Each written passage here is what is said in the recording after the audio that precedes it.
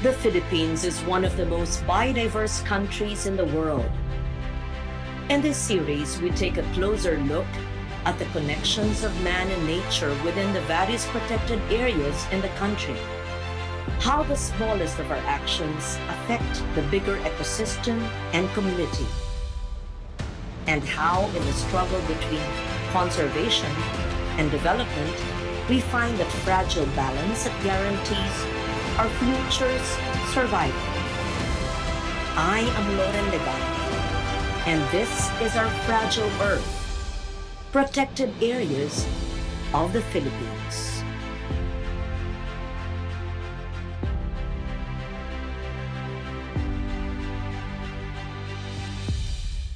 Deep into the tropical rainforest of the Sierra Madre mountain range, an ominous presence awaits. Moving stealthily through the forest cover, they hide and strike fear into anyone that attempts to enter their territories. The Ebuked, a group of Agta who have remained in the uplands of the Sierra Madre mountain range, has kept most of their traditional life detached from the modern ways of the current world. Nowadays, the Ebuked have become aloof and full of distrust. Remaining fiercely territorial, they are feared for possessing loose guns supposedly acquired in exchange for banned lumber and other forest products. Ay, dito sa Bukid, sila nakikita. Ang problema nga lang ay maraming tao sa kasamaan sa baba, utusan nila. Nagbigyan ng baril, maghunting. Nagagabit na rin sila.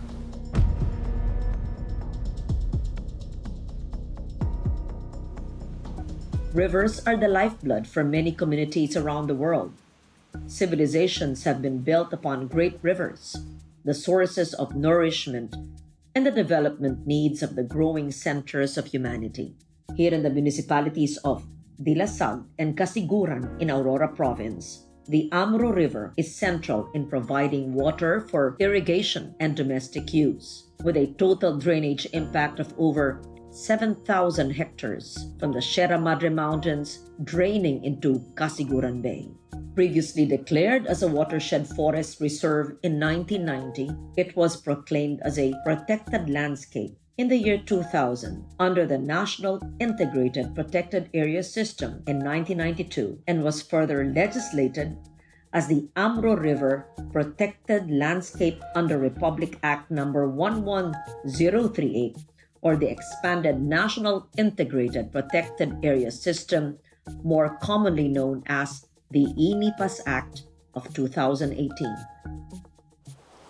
Ito po ay kanlungan tubig at nadeklarang Amro River Protected Landscape. Ang Amro River Protected Landscape po ay nasasakupan ng 2 bayan at 4 na barangay. Ito po ang Barangay Lawang at Barangay Ura sa Dilasag, Aurora, at Barangay Tabas at Tinib sa Casiguran, Aurora.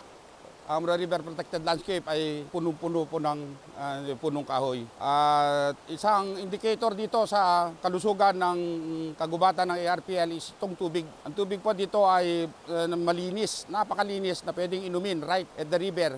Ang pinakamalaking benepisyo po dito sa aming komunidad, dito sa aming Barangay Lawang ay ang malinis at dyan po kami kumukuha ng inumin, buong barangay po ng aming komunidad. Dyan po kami nakikinabang. The Sierra Madre mountain range, particularly the portions in the province of Aurora, were once sites of logging concessionaires. Together with a long-term commitment to protect the area, the abundance of clean and fresh water has greatly contributed to the growth of the secondary forest that we see today.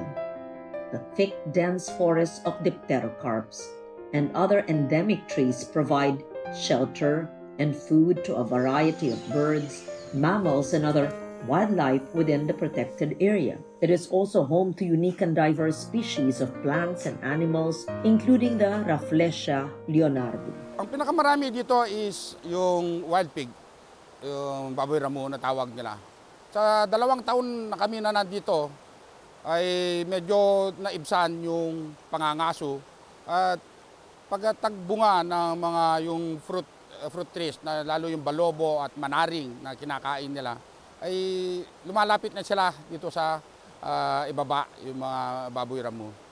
Yang tariktik at kalaw, yun ang marami dito. At yung mga raptor na serpent eagle, yan marami dito. At yung mga hipon na hindi na hipon ang tawag nila kundi udang dahil doon sa size malalaki siya. Ang nakakuha lamang dyan is yung mga agta, gamit nga yung katutubong pamamaraan.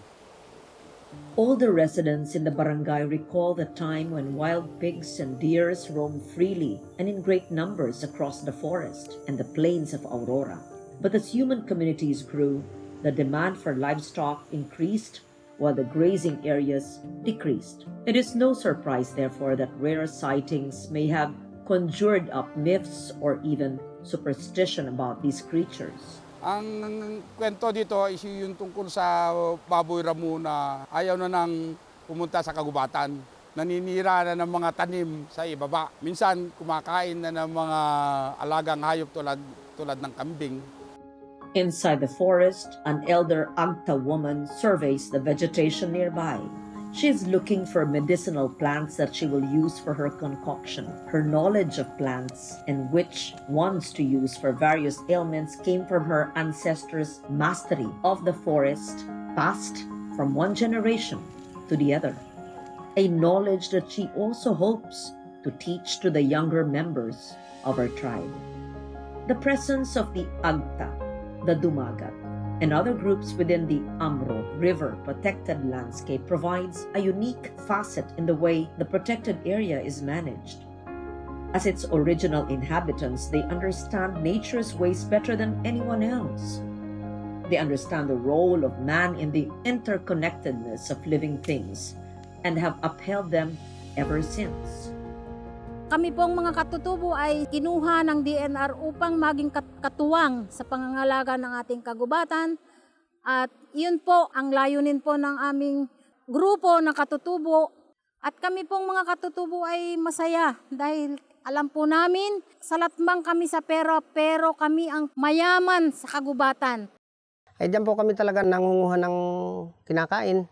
Tapos yung mga panggamot namin sa mga may karamdaman, yung may mga sakit. Sa lahat, sa ulam, dyan din kami yung malaking tulong po. Yung nakukuha namin dyan sa kabundukan po natin para sa pang-araw-araw po ng pamilya. Their once innocent mindsets have been corrupted, replaced with a worldly desire to have more, contrary to their traditional customs and moral codes. Ang kultura po namin ay hindi po kami kumukuha ng sobra. Sapat lang po ang aming kinukuha. Yung kuhain ngayon naming araw, kakainin namin bukas. Lahat po ng mga bagay dyan sa kagubatan ay itinuturing po naming isang imbakan o kung sa mga puti ay refrigerator. This has become Paso Maximo Milian Jr.'s mission to convert these agents of fear into responsible partners in protecting the environment. But faced with the challenges of the 21st century, can the Ebuked still regain their strong sense of identity? Gusto kong gamitin na asset sila, na sila mismo ang magroronda dito sa loob ng kagubatan dahil hindi naman nakakapunta itong taga-ibaba pag nandyan sila. Ang problema ko lang yung kung paano ko sila malapitan dahil hindi nga sila nagpapakita. Ngayon, itong nasa baba ay may membro naman sa board, yung isang chieftain nila, Council of Elders. So yun, gumagawa kami ng paraan na para lumapit itong mga ibukid. Yun ang challenge sa akin at bilang paso. Malawa po, kung paano ko matransform itong mga dating problema dito na maging katuwang sa pangangalaga dito sa Amro River Protected Landscape. Palagay ko po ay magagawa ko gawang ng mga tao dito ay hindi naman sila problema dahil nakikipag-ugnayan naman sila. Kunting panahon pa para magawa namin at mapalago namin at makamit namin yung minimitihin namin mga development dito sa Amro River Protected Landscape.